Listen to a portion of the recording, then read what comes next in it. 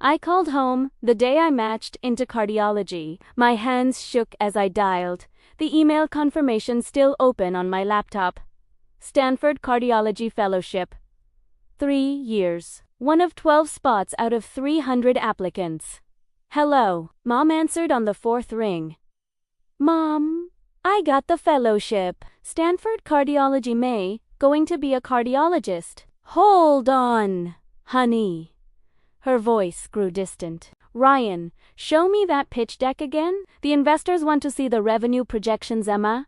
Sorry, what were you saying? I matched into cardiology. It's a really competitive.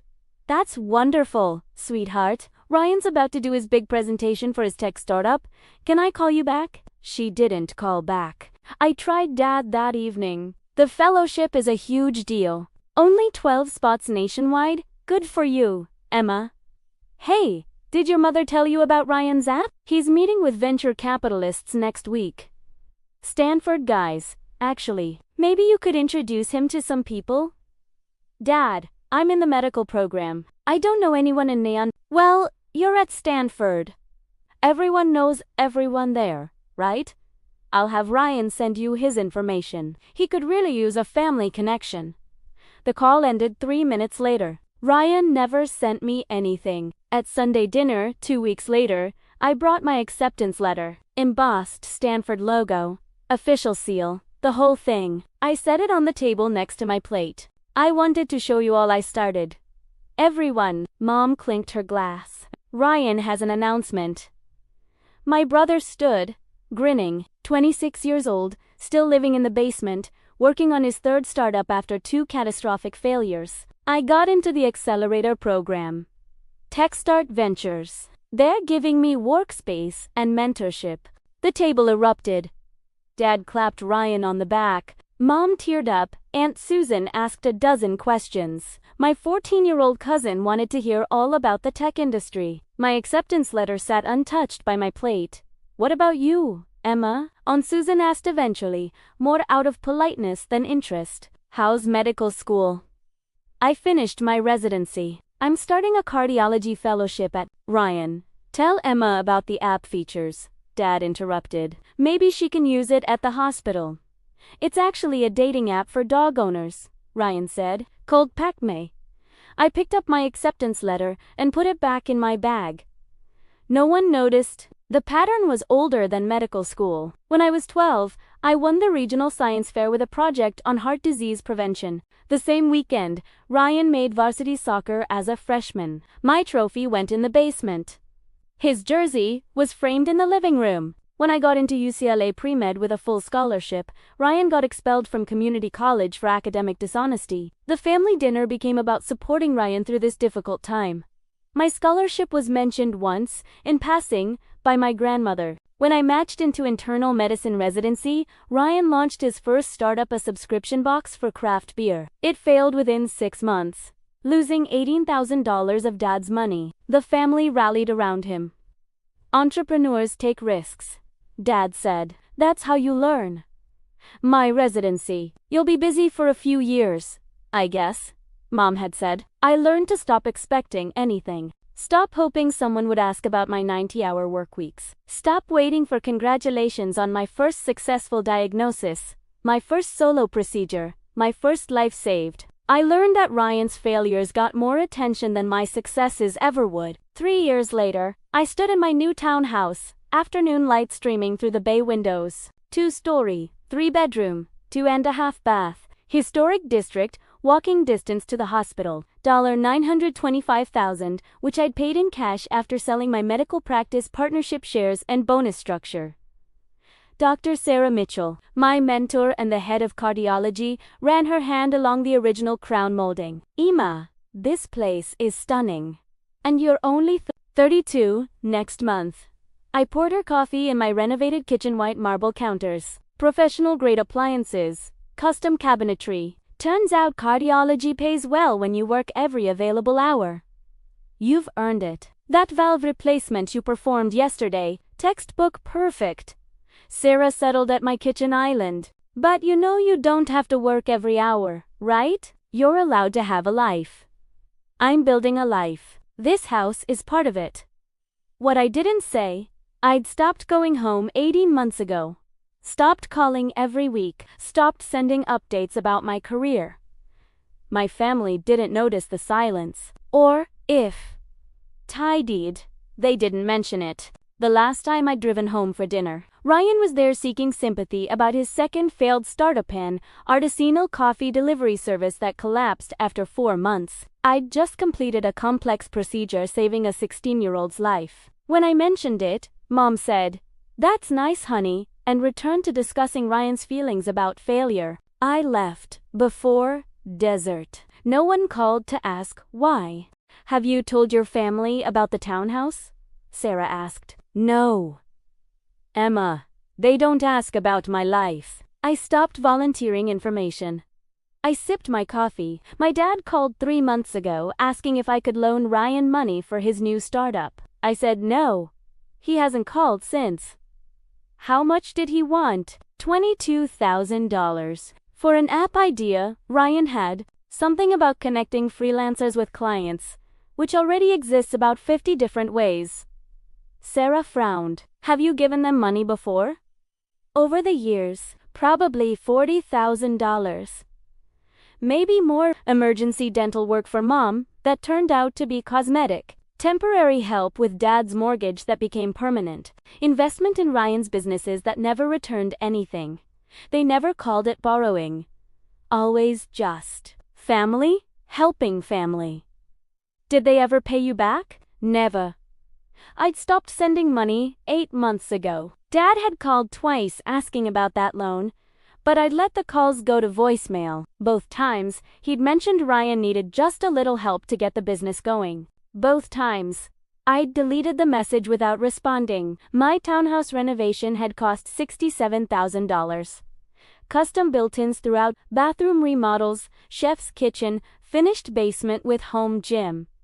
I'd paid contractors directly, in full, on time. It felt good to invest in myself instead of throwing money into Ryan's black hole of failed ventures. "You're hosting Thanksgiving this year?" Sarah asked, gesturing to my formal dining room, table for 10, chandelier, china cabinet. "Friendsgiving. My partner Daniel is bringing his family. You and your husband are invited, plus the other fellows and some nurses from the cardiac unit." "Not your family. They haven't been invited to any holiday in 2 years. They haven't asked why." Daniela trauma surgeon I'd been seeing for 8 months understood family dysfunction. His parents had written him off when he came out at 19. He'd built his own family from scratch. Chosen siblings, mentor figures, people who showed up. "You deserve this," Sarah said, standing to leave. "This beautiful home, your success, your peace. Don't let anyone make you feel guilty for it." After she left, I walked through my townhouse slowly, touching the banister I'd had refinished, admiring the built-in bookshelves displaying my medical journals and textbooks. My diploma hung in my home office. UCLA Medical School, internal medicine residency, cardiology fellowship, 3 frames, 3 achievements, seen by no one from my family. My phone sat silent on the marble counter. My parents had my number. They never used it unless they needed something. I was fine with that. The housewarming party was small, 20 people, mostly colleagues and friends from the hospital. Daniel helped me set up arranging cheese boards and wine glasses while I prepped the appetizers I'd stress-cooked the night before. Dr. James Chun, one of my colleagues, brought his wife and his camera. "I'm documenting everything," he announced. "This place is incredible. You mind if I post some shots on Facebook?" "Go ahead," I said, not thinking twice about it. The party was perfect. Sarah gave a toast about my first year as an attending cardiologist. Daniel's sister told embarrassing stories. We played Cards Against Humanity in my living room until midnight. It was the best night I'd had in years. James posted the photos Sunday morning. 12 pictures. My living room with its fireplace and built-ins. The kitchen with people gathered around the island. The dining room table laden with food. The staircase with its refinished banister. He tagged me in all of them. Caption: celebrating Dr. Emma Hartley's beautiful new home. So proud to work with such an amazing cardiologist. #housewarming, #DrLife, #goals, double quotes. The post got 140 likes in 3 hours, including likes from my mother, my father, and Ryan. My stomach dropped. The first call came at 2:47 p.m. Dad. I let it ring through. The text arrived 60 seconds later. Dad, 2:48 p.m. Emma, I just saw the pictures of your house. Why didn't you tell us you bought a place? It looks very expensive. Then Mom. 2:53 p.m. Honey, your house is gorgeous. We had no idea. You should have told us. We would have helped you move. I stared at the messages. They hadn't asked about my life in 8 months. Hadn't returned my birthday phone call. Hadn't acknowledged my promotion to attending physician. But within 3 hours of seeing my house on Facebook, suddenly they cared. Ryan, 3:02 p.m. Damn, nice place. Must have cost a fortune. Dad, 3:18 p.m. Emma, call me. We need to talk. I silenced my phone and went for a run. 5 miles through my new neighborhood, past the historic homes and tree-lined streets, trying to outrun the knot in my stomach. When I got back, I had 9 missed calls and 14 text messages. Mom, 3:45 p.m. Emma, your father is trying to reach you. It's important. Dad, 4:11 p.m. This is about family. Call me back. Call me back. Ryan, 4:23 p.m. Mom and Dad want to talk to you about something. You should probably call them. Mom, 4:55 p.m. We're coming to see your new place tomorrow. What's your address? I didn't respond to any of them. Monday morning. I was in surgery when my phone started buzzing in my locker. A 7-hour valve replacement, complex and delicate. When I finally checked my phone at 5 p.m., the messages had evolved. Dad, 9:15 a.m. Emma, Ryan needs help. His new startup is at a critical phase, and he needs $39,000 to secure the next round of funding. Since you clearly have money for an expensive house, we thought you could invest in your brother's future. There it was. Less than 24 hours from discovery to demand. $39,000. For Ryan's third startup, Mom, 10:47 a.m. Your father told me about Ryan's situation. This is a real opportunity, Emma. You have 2 bathrooms in that house. 2. You're one person. You don't need all that space. You could take out a loan against it to help your brother. Ryan, 1:33 p.m. I know we haven't talked much lately, but this startup is different. I've got real investors interested. I just need bridge funding. Dad said you bought a huge house, so you must be doing well. I need $39,000 by Friday. This is family. I sat in the doctor's lounge, still in my scrubs, reading the messages 3 times. The audacity was breathtaking. The timing, predictable. The amount, specific enough to sound researched. Daniel found me there 20 minutes later. You okay? You look like someone died. My family discovered I bought a house. Now they want $39,000 for my brother's startup by Friday. Jesus. What number startup is this? 3. The first 2 failed spectacularly. Lost about $35,000 combined. Most of it my parents' money. And they want you to invest in number 3. They want me to take out a loan against my house because I need 2 bathrooms. Daniel sat next to me, solid and calm. What are you going to do? Nothing. I'm not responding. They'll escalate. Let them. But even as I said it, the old guilt crept in. The voice that said maybe I was being selfish, maybe I should help. Maybe this time would be different. I pushed it down. 3 years of therapy had taught me to recognize that voice, the scapegoat voice. The trained voice. The one that said, my job was to sacrifice so Ryan could fail comfortably. Dad, 5:47 p.m. Emma, I know you're reading these. Call me tonight. This is about your brother's future. I turned off my phone and went home to my beautiful, empty townhouse. They showed up Wednesday morning. I was drinking coffee in my kitchen, reviewing patient charts before my shift. When my doorbell rang at 7:15 a.m., I checked my security camera. Dad, Mom, and Ryan, standing on my front steps. I didn't open the door. The doorbell rang again.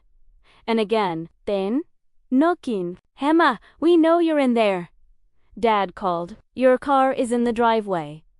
I opened the door, but didn't invite them in. I have work in 40 minutes. Then we'll make this quick. Dad pushed past me into the foyer. The others followed. They stood in my entryway, taking in the gleaming hardwood floors, the staircase, the view into my open-concept living space. This place must have cost $800,000, Dad said. 925. Mom's eyes widened. Emma, that's more than our house. Your house is 40 years old in the suburbs. This is a historic townhouse in the city. You paid cash? Ryan asked, looking around with an expression I couldn't quite read. Envy? Resentment? That's not your concern.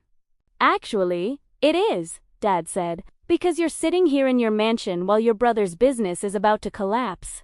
He needs $39,000 by Friday. You clearly have it. No. The word hung in the air. No, Mom repeated. Emma, this is your brother. I know who he is. The answer is still no. Ryan stepped forward. This startup is different. I've learned from my mistakes. I've got a solid business plan, real market research, investor interest. I just need bridge funding to get to the next round. I'll pay you back with interest. Like you paid back the $8,000 I gave you for Packmate.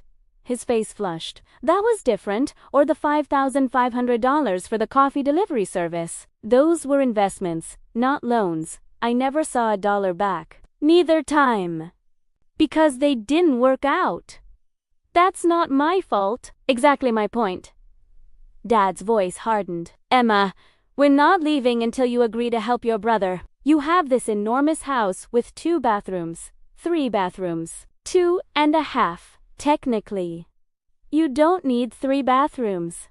You're one person. Your brother is trying to build something, and you're being selfish. I'm being selfish. The words came out calm, almost clinical. I worked 100-hour weeks through medical school. I lived in a studio apartment through residency. I ate ramen and studied while you were at Ryan's soccer games, his failed business launches, his pity parties. I saved every dollar.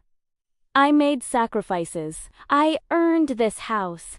We supported you through medical school, Mom said. You paid for nothing. I had a full scholarship to UCLA. I took out loans for living expenses. I paid them all back myself. We provided emotional support when, name one time you asked about my residency. One conversation about my fellowship. One question about my patients. Silence. But you can name every detail of Ryan's failed businesses, can't you? Every pivot, every excuse, every reason it wasn't his fault. That's not fair, Ryan said. You chose a stable career.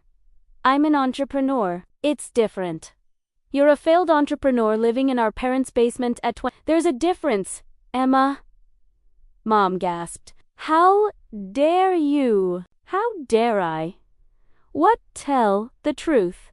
Ryan has failed twice, lost tens of thousands of dollars. And now you want me to fund failure number 3, using my home as collateral. This isn't failure. Ryan insisted this is different. The app is called Connect-A-Kit, uses AI to match freelancers, there are 50 apps that do that already. I know. I Googled it. His face went red. You don't understand tech. I understand pattern recognition. You have an idea. You get excited. You convince everyone it's revolutionary. You burn through money. You make excuses when it fails. Then you start over. I looked at my parents. And you enable it every time. We support our son, Dad said. That's what family does. No, that's what you do for Ryan. For me, family means being invisible, unless you need money. That's not true, Mom protested. When's my birthday? She hesitated. June. April 7th. I turned 32 last month. Neither of you called. We've been busy. When did I finish my cardiology fellowship? Blank stares. 14 months ago. I called to tell you. You were helping Ryan move into a new apartment. Emma, we can't remember every little detail. These aren't little details. These are major life events. But you can tell me every detail of Ryan's businesses, can't you? The timeline, the investment amounts, the reasons they failed. More silence. Here's what's going to happen, I said, my voice steady. You can't do this, Dad said. We are your family. You're my relatives. Family shows up. Family cares. Family remembers birthdays. You've done none of that. After everything we've done for you, Mom started. What did you do? Specifically. We raised you. That's the legal minimum. You don't get credit for not abandoning your child. Ryan exploded. You're such a bitch. You think you're better than me because you're a doctor. I think I'm better than you because I take responsibility for my choices. Your failures aren't emergencies I have to fix. You're going to regret this, Dad said, his voice cold. When you need family someday, I have family. They're not related to me by blood, but they show up. They remember my birthday. They ask how I'm doing. They celebrated this house with me instead of calculating its value. I walked to the front door and opened it. Leave. Emma Mom tried. Now. They left. Ryan muttering curses. Mom crying. Dad, rigid with anger. I closed the door and locked it, then watched through the security camera as they stood on the sidewalk arguing. Dad pointed back at my house. Mom wiped her eyes. Ryan kicked at the ground. Then they got in their car and drove away. My phone buzzed. A text from Daniel. Daniel, how are you doing? Me, I choose peace. Daniel, proud of you. Dinner tonight. My place. Me, perfect. I blocked my parents' numbers, then Ryan's. Then I made coffee and went to work, where I spent 8 hours saving lives. People who mattered.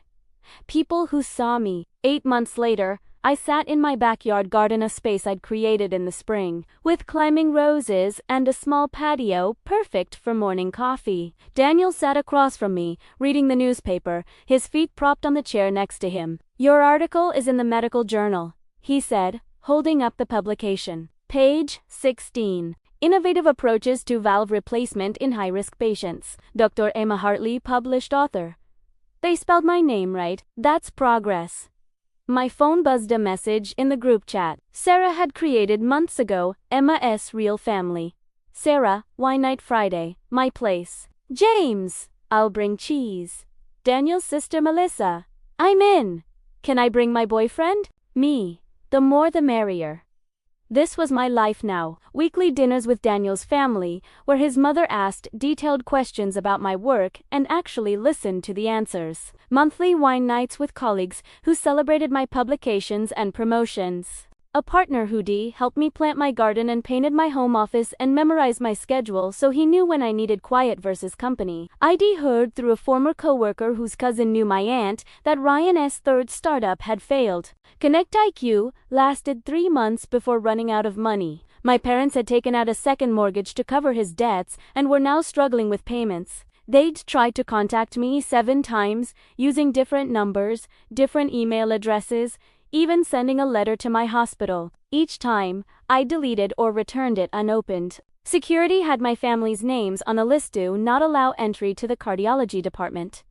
Do you miss them? Daniel asked. Not for the first time.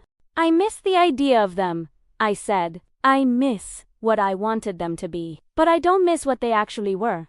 That's healthy. Therapy is expensive, but worth it.